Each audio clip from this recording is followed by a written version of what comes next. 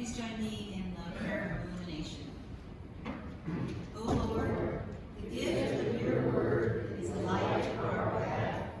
Help us to study your way and follow your teaching.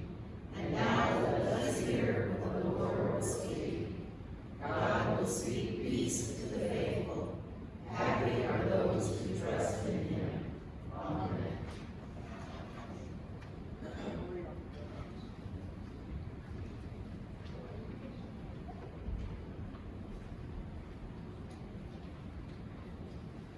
Good morning.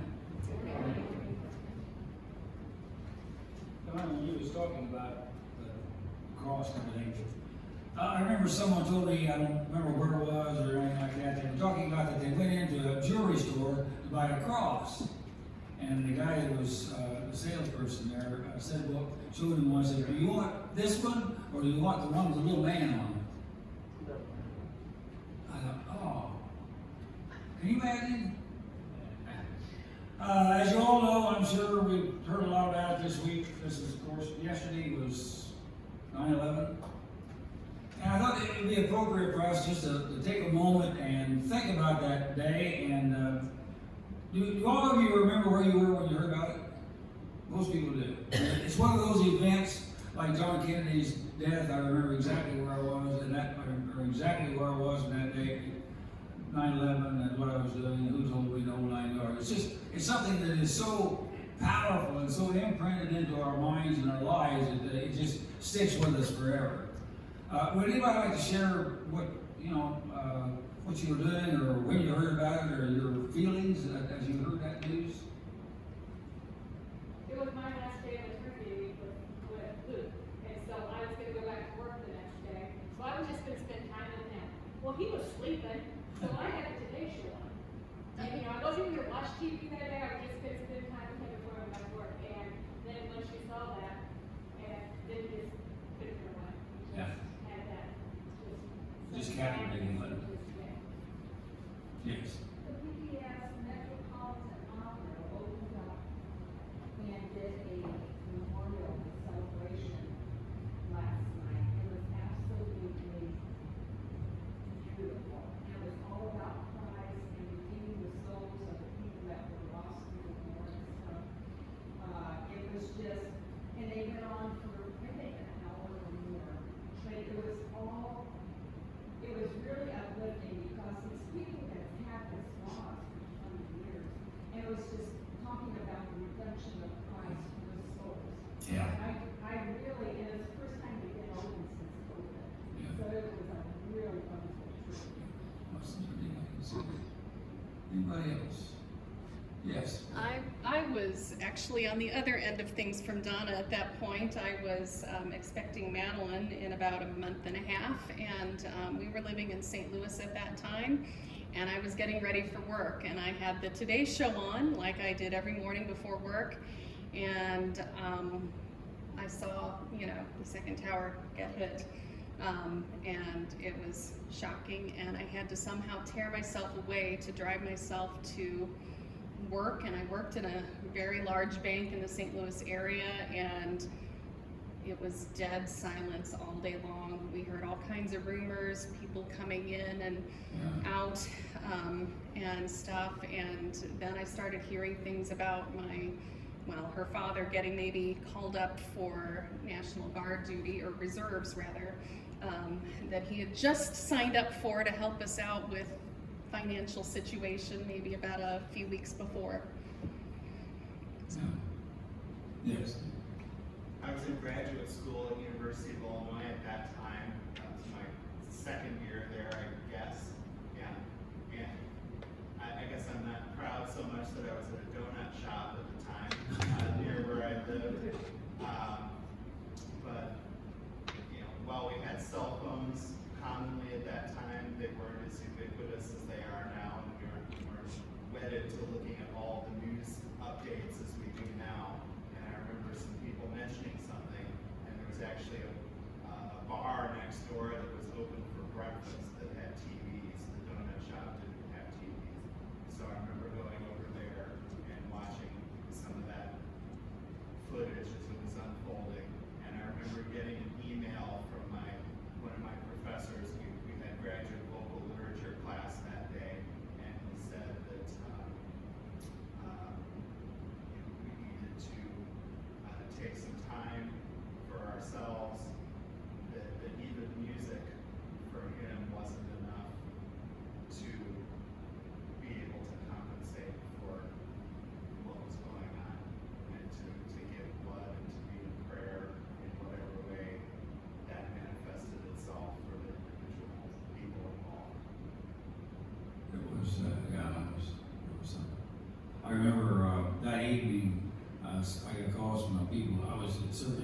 based in Plainville, Richfield at that time, and they, someone in the church called me and said, let's get together. And so that evening, we went to Plainville, the three churches. The word has a way of getting around, as you know. And we went to Plainville, and we had I don't know how many people there were, a lot. We circled the sanctuary, and we had a time of prayer and singing, and it was just a time to hold someone's hand and to be together, and it was just powerful. It was really important. It was important for all of us, I think. It really was just some security, a place of worship, and be together with friends and family. It was really powerful to me. Anybody else? By the way, when I first heard about it, I was giving a horse a bath at the Mouse City Fair. That's where I was, You didn't go to the bar for donuts, did you? Okay, that's good. You didn't get that, did you? Where did that go? Mark 8, 34 through 38. He called the crowd of his disciples and said to them, if any want to become my followers, let them deny themselves, take up their cross, and follow me. Clear, is it? You're not going to like a sermon. For those who want to save their life will lose it, and those who lose their life for my sake and for the sake of the gospel will save it. For what will it profit them to gain the whole world and forfeit their life? Indeed, what can they give in return for their life? Those who are ashamed of me and my words in this adulterous and sinful generation, of them the Son of Man will also be ashamed when he comes in the glory of his Father with the holy angels. Ashamed of me, this adulterous generation. Nice. Sounds familiar. How many have you we could start this all over. How many dreams do you have each week? Anybody have dreams besides me? Oh, yeah. I was talking to Ken about that not very long ago. Certain medicines, if you're on a certain medicine, I guarantee you'll have dreams. I'm on some medicine that just produces it. It's just, I have them every night, and I have no idea how many every night. They say that there is a medicine that can take care of that, and as soon as I see my doctor on Tuesday, I'm going to take something. Because it gets almost dangerous to be in bed with me. At least that's what my wife tells me. I don't know. But have you had dreams? Okay? Do you remember them? Sometimes yes, sometimes no. Have you ever awakened from a dream and thought, what in the world was that all about? Yes. Discover magazine interviewed a man named Chuck Lamb who found his life's work in a very strange, even disturbing dream. One night, Lamb, a computer programmer for Nationwide Insurance, dreamed that he was lying on the floor dead, with a detective standing over his body. Sounds like a bad television show, certainly a bad dream. However, Chuck Lamb felt inspired. Maybe this was a new career path for him. I have no idea how he came to that conclusion, but that's what he thought. So Lamb convinced his wife to take pictures of him in a variety of poses as a dead body. Then he set up a website. It was entitled deadbodyguy.com, which is now defunct, just in case you're searching for it on your phone right now. Some of you do. I'm learning slowly about this one. To advertise his skills on TV and movie directors so that they would see that and hire him. It was his new career path. National TV shows like CNN and the Today Show picked up the story of Chuck Lamb's website and got hired to play a dead body in the TV show What I Like About You. So if you saw that, so if you see it, did that to you. Since that first TV appearance, Lamb has appeared as a dead body in numerous TV shows and movies. Now, I don't think I'd be so inspired if I dreamed of my own death and the detective standing over me. I'm not sure that I'd come to that conclusion. But he did. But in our scripture today, Jesus says to us, whoever wants to be my disciples must deny himself, take up their cross, and follow me. For whoever wants to save their life will lose it. Whoever loses their life for me and for the sake of the gospel will save it. That's what the cross meant to the early Christians, you see. It was a symbol that Jesus was willing to give up everything he had, his power, his authority, his rights, his safety, comfort, his very life, to do the will of God and to restore our relationship with God. That was what that was all about. He chose death to give us eternal life. And he challenged his followers to follow his example. An evangelical Christian mother had been very intentional in teaching her son about Jesus. By age 4, he was very intelligent, and the mother thought he might be ready to receive Jesus as Savior. I think it. But anyway, so she asked, Benji, would you like to have Jesus in your heart? Benji rolled his eyes and answered, no, I don't think so. I don't want that much responsibility. If we're being honest, that might be our response. We like Jesus, his teachings are inspiring, his miracles are exciting, but do we really want Jesus to live in us? Do we really want that kind of responsibility to live our lives? Folks, I wonder if it's even possible to speak up to this culture, this generation, about self-denial. After all, some of us grew up in the so-called me generation. Still will still go on, by the way. I got to find myself, they said. I got to go my own way and do my own thing. I got to buy the finest because, after all, I'm worth it. You've heard those on television. We place so much emphasis on self-satisfaction, on self-actualization, on self-protection. How could Jesus ask us to deny ourselves?